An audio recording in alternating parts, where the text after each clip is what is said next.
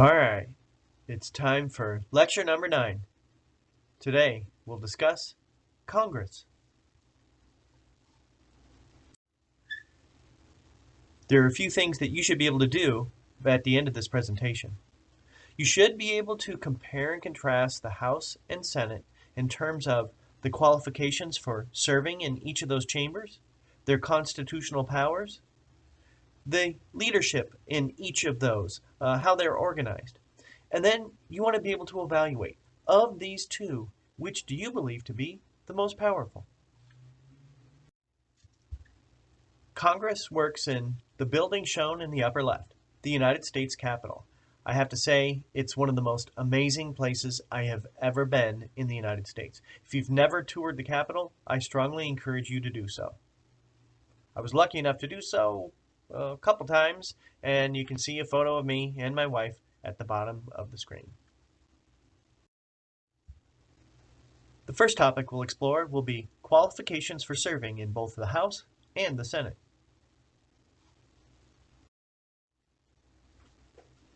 The Constitution identifies several qualifications, and what we'll do is we'll fill in this chart as we go along. The Constitution identifies a minimum age for serving in both chambers. It's 25 years old for the House and 30 for the Senate. One must also be a citizen to be a member of the House or the Senate.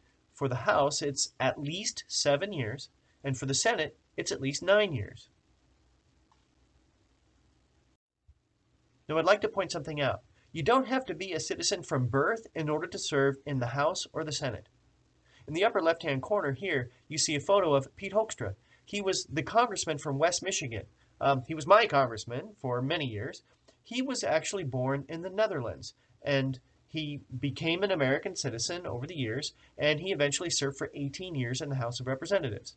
In the upper right, you see Jennifer Granholm. Now, she was the governor of Michigan, but she was born in Vancouver, BC, in Canada.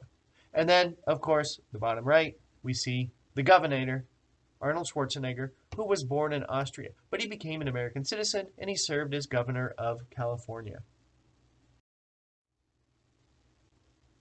There's also a residency requirement outlined by the Constitution. It's actually the same for the House and the Senate. However, based upon tradition in the House of Representatives, those reps generally live in the district that they are representing, but it's not required by the Constitution. I've shown this map a couple of times. West Shore Community College is located in Michigan's 2nd congressional district. Okay?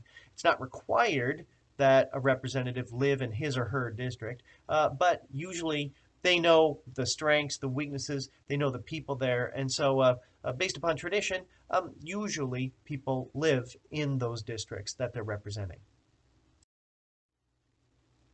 The Constitution also requires that the number of House members is based upon each state's population. Every state gets at least one, but today, and then others are added based upon the number of people who live there. And today it's one for about every 700,000 people.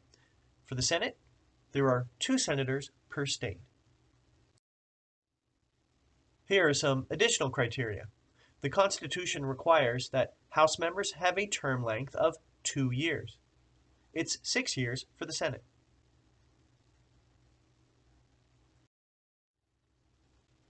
While the total number of House members is not set by the Constitution, for the last 100 years or so, the total number of members of the House of Representatives has been 435.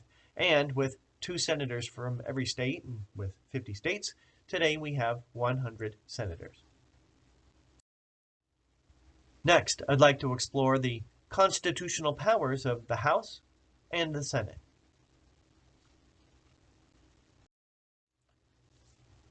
The Constitution gives special powers to each chamber. In many ways, the House of Representatives has the authority to initiate several things. First of all, the House of Representatives initiates all tax bills. Every single time there's a tax increase or tax cut, that bill must start in the House. Based upon tradition, all spending bills are initiated in the House, whether it's on defense, education, whatever it may be. And then also, just as a little review, the House of Representatives initiates the removal process because the House has the sole power of impeachment.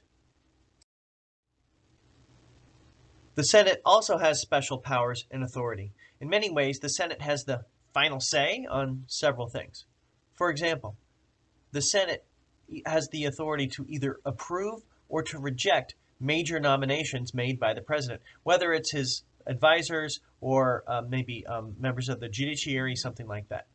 The Senate also has the authority to either ratify or to reject a treaty, and treaties are negotiated by the president.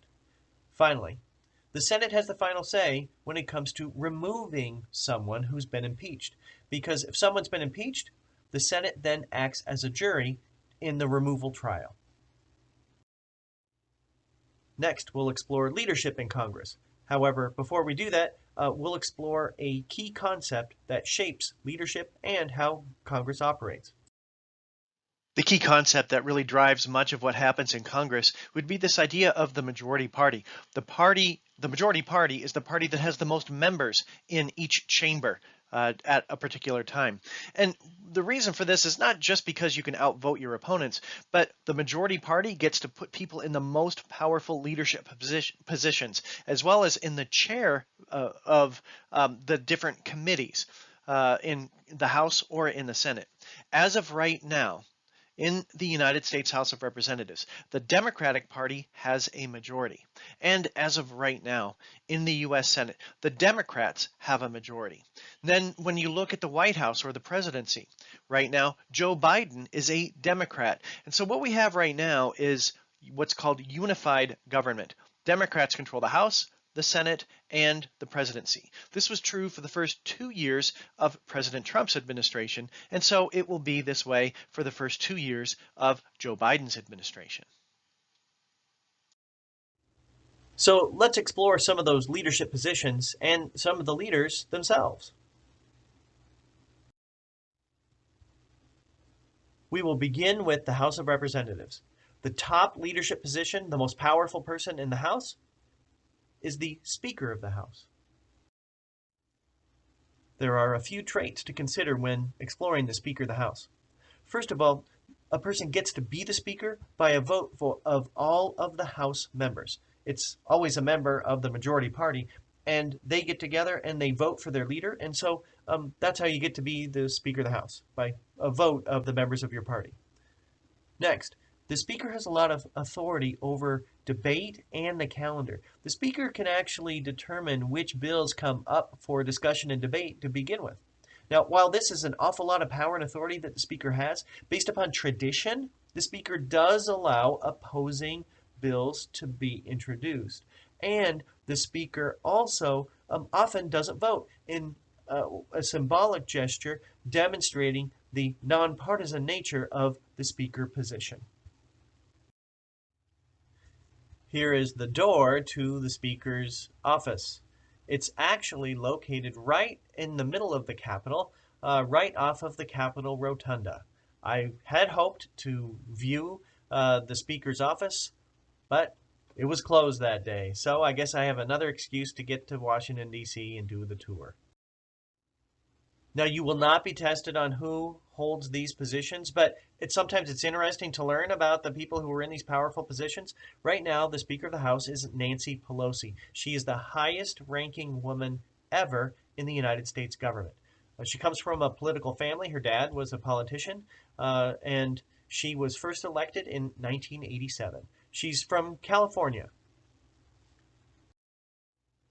So the Speaker is the top position in the House of Representatives. The second most powerful position would be Majority Leader. Here's a one-sentence definition of what the Majority Leader does. It's leader of the majority party and in charge of its agenda. Essentially, because the Speaker is supposed to be nonpartisan, the Majority Leader establishes the goals or top priorities, whether, hey, we're going to go for a tax cut or maybe a tax increase on certain Americans, or maybe we're going to push for education reform or whatever it may be. That's the job of the Majority Leader. The current House Majority Leader is shown here, Steny Hoyer. He's been involved in politics since the 1980s, and in the past, he supported the Americans with Disabilities Act, and in recent years, he's been a strong proponent of a national health care plan. As one might guess, after the majority,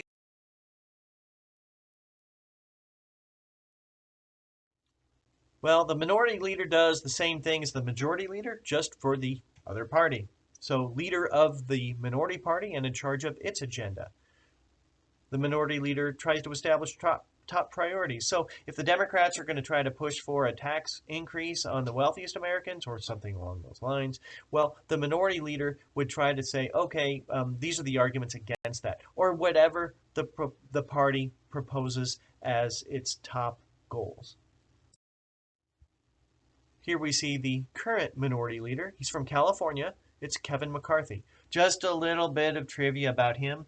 He owned his own business when he was kind of young, and the way that he got his seed money for it was kind of unique. He won the lottery. Now, I think it was only for about $10,000 or something like that, but just something kind of interesting about Kevin McCarthy. The next position would be the whips. Now here we see the current majority whip, James Clyburn. He actually has an interesting background. He met his wife in a unique place, jail. Both of them grew up in the segregated South, and both were protesting nonviolently against segregation. Both were thrown in jail, and that's where they met. He's come a long way. There are two primary things that whips do. First of all, they count votes. They try to determine if a proposal will pass or not, if it will have enough votes. Secondly, if it's on the edge, they try to build support and groups of support for bills in order to try to get them passed. Essentially, they try to get members of their party to vote in favor of legislation that leadership supports. And so often it's their job to say, okay, if you're on the fence on this topic, if you're not sure if you're going to vote for it, what will it take to get your vote? Maybe a proposal needs to be modified a little bit. And it's the job of the whip to try to get those people on the fence to vote in favor of a particular proposal. Both parties have whips. Clyburn is the current Democratic whip. Well, here we see Steve Scalise. He is the Republican whip in the House of Representatives. He's from Louisiana, has a background in computer science. He also has a unique history. A couple of years ago, he was actually shot when the Republican Party was getting ready for kind of a fun baseball game to play against the Democrats. A sniper shot him. He's had several operations, but he's back in Congress. He's doing well. And so that was just, it was awful when it happened a couple of years ago. I think it's good to offer just a bit of a profile of our United States representatives. If you live in the northern part of the college district, Jack Bergman is your congressman. He has a bachelor's and master's degree, and he was in the Marine Corps for 40 years. He retired as a lieutenant general. Jack Bergman has one of the largest congressional districts in the entire country. It includes all of the UP, all of northern Michigan, including all of Manistee County and the northern half of Mason County. If you live in Mason County, your representative is probably Bill Huizenga. He was involved in real estate, had a family business. He also was an aide to our previous congressman, and he's been in office since 2010. The area in the rectangle here, in the light blue color, well, that demonstrates all of the counties included in Bill Huizenga's 2nd congressional district. Bill Huizenga has come to the college. He has spoken with students, and this is from a visit to the college from a few years ago. Well, we've addressed the leadership in the House of Representatives. Let's explore the Senate next. The Constitution identifies a few leadership positions in the Senate. The first would be the President of the Senate. Did you know that there was this position of President of the Senate? Well, the current Senate president is shown here. Do you know her name? It's Kamala Harris. She has another job. The president of the Senate is always the vice president of the United States. Now, when it comes to voting, the only time the president of the Senate would vote as a senator is to break a 50-50 tie. So the president of the Senate is the vice president of the United States. Because the vice president can't always be there, there's another position identified in the Constitution. That's called the president pro tempore of the Senate. The position occupying this office has a qualification based upon tradition. It's a member of the majority party who's been in the Senate the longest. Here we see a photo of the current president pro tempore of the Senate. It's Patrick Leahy. He's from the state of Vermont. He was first elected to the U.S. Senate in 1974. And hey, look at his degree. He has a bachelor's degree in political science. He then went on to graduate school and he earned a law degree from Georgetown University. He then worked as an attorney in private practice and then became a prosecutor. He also has a unique interest. In the useless information department, Patrick Leahy happens to be a huge fan of Batman, and he's actually been in 5 of the Batman movies. So, yeah, kind of useless information, but kind of interesting too, I guess. The Constitution identifies those positions of President of the Senate and President pro tempore. Well, the way things have actually evolved is that those positions are largely symbolic. There's not a whole lot of power that comes with it. The most powerful position in the U.S. Senate is the office of Majority Leader. Now, I talked about the Majority and Minority Leader in the House. In the Senate, they do the same thing. Essentially, the Majority Leader and Minority Leader are the leader of their party in that chamber and in charge of their party's agenda, their goals, the types of legislation that they want to support. Chuck Schumer, shown here, is the current Senate Majority Leader.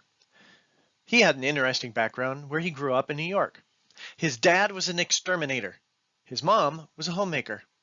He had a perfect score on the SAT, and that enabled him to go to college, and eventually he got a law degree.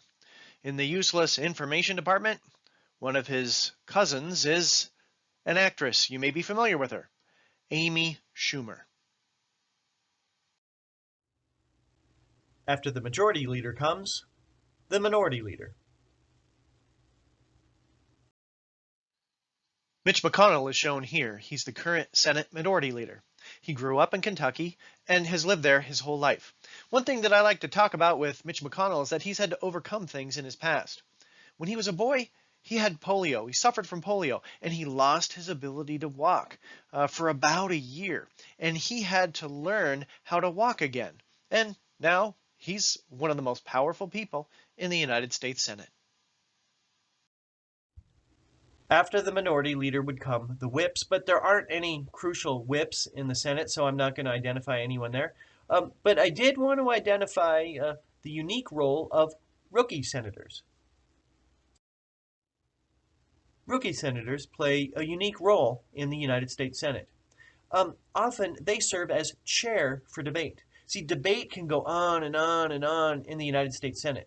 So they get the job that nobody else wants. They serve as chair. They have to be there. It also leads to one of the unique events in American history. In 1963, the rookie senator from Massachusetts was chairing debate. And then he received a note, and he called debate to a halt. And he said, "The president's just been shot. We need to adjourn." Well, this was November of 1963. The president who had just been shot was John Kennedy. That rookie senator from Massachusetts, well, it was Ted Kennedy. So it's one of the ironies of American history and tradition that Ted Kennedy actually had to announce on the floor of the U.S. Senate that his own brother, the president, had been shot. Michigan's senior senator is shown here. She grew up in the Lansing area, then she got a degree in social work, and then became involved in politics. She was first elected in the year 2000. A few years back, Senator Stabenow visited West Shore.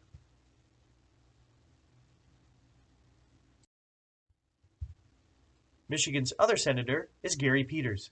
He's got several degrees, one from Alma, another from Wayne State, and one from Michigan State University in philosophy.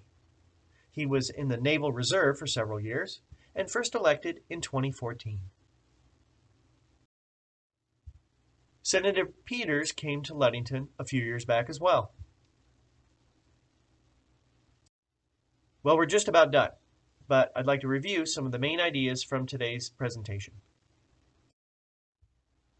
This lecture focused on a comparison and contrast between the House and the Senate in terms of qualifications for serving, constitutional powers, leadership position and how they're organized. What you want to be able to do is you want to be able to evaluate which of these chambers you believe to be the most powerful and most important. Well, that's all for today. Have a great day, and we'll talk to you soon online.